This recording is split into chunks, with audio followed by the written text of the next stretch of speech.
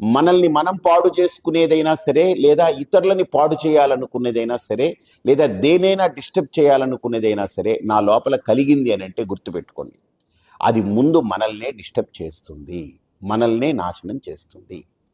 అగ్గిపుల్ల అనుకుంటుంది నేను పెద్ద గడ్డిమేటు నేను కాల్చి పాడేస్తాను ఇప్పుడు అనుకుని అగ్గిపుల్ల బయలుదేరింది. ఒక ఆయన ఆపాడు, "ఉసే నువ్వు ఎక్కడికి వెళ్తున్నావు అంటే నేను ఆ గడ్డిమేటుని కాల్చాలని." "నువ్వు ముందు ఆగు, ముందు నువ్వు తగలడిపోతున్నావు చూసావా నువ్వు" అని. అప్పుడు అది ఆగింది. అరే నిజమే కదా, దాన్ని కాల్చడం అనేటువంటి ఆలోచనతో నన్ను నేను కాల్చుకుంటున్నాను, ఇది నేను మర్చిపోయాను అనుకుంది. అలాగా ఒకరిని పాడు చేయాలి అనేటువంటి ఆలోచన ఎక్కడ మొదలైతే ముందు వాడు పాడవ్వడానికి అక్కడే బీజం పడిపోయిందని అర్థం. ప్రకృతి మనకు చూపిస్తుంది కళ్ళారా. ఒకరు కళ్ళ ముందే మనకు ఎన్నో ఎగ్జాంపుల్స్ కనపడుతున్నాయి.